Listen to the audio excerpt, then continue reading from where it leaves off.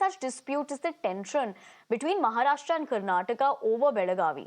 Let's tell you in the latest, Thakre's son Aditya's remarks triggered massive heat during the winter session of Maharashtra Assembly after he demanded that Belagavi be declared a union territory. Not only this, he also accused the Karnataka government, which is run by Ally Congress, of suppressing the Marathi-speaking people in the region.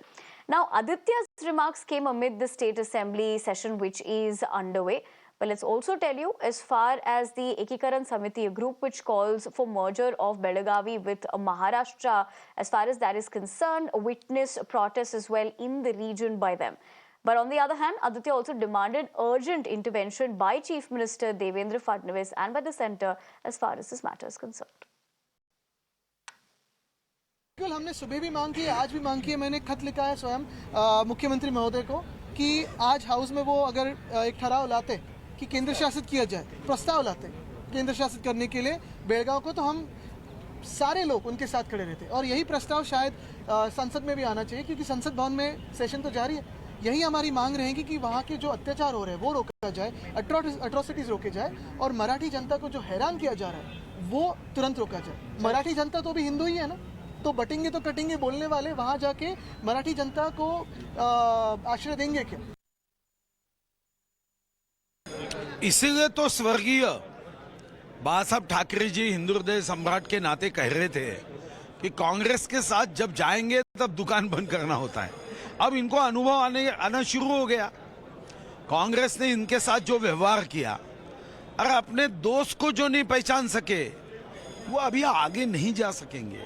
भिखारी शब्द का use किया। अब देखो, वो तो कांग्रेस की जो संस्कृति है, कभी वो देश को कहते हैं, कभी आदित्य जी की कहते हैं।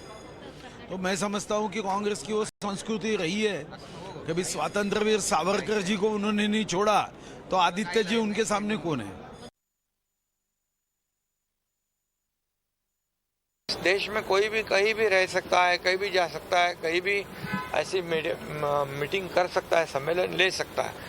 लेकिन यहाँ कर्नाटक सरकार ने जो दमन चक्र चलाया, जो उनकी जो सम्मेलन है उसे लेने वाले जितने भी लोग हैं, मराठी भाषिक, मराठी एकीकरण समिति के कई माजी आमदार है, माजी महापौर है, इनको और 100 से ज़्यादा लोगों को, मराठी भाषिक भाई और बहनों को अरेस्ट करने का पाप किया है। इसका मैं धिक्कार करता हूँ, निषेध करता हूँ।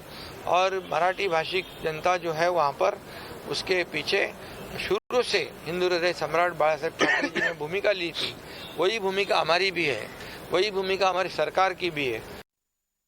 Thakre's demand and allegations have ruffled several feathers in one go, with MVA partner Congress taking strong exception to this demand. In fact, Karnataka Congress MLA Lakshman Sawadee termed Aditya a beggar who does not deserve a response. Aditya Thackeray बता रहे हैं कि बेलगावी जो border issue पहले से उठा रहे हैं, इसको यूनियन टेरिटरी बनाना है। इसके बारे में आपको क्या लगता है? उनका एज क्या है? एज क्या है? आदित्य ठाकरे का एज क्या है? आपसे बहुत छोटे हैं। ऐसे छोटे वाले को, भिखारी लोगों को हम उतर नहीं पाएंगे।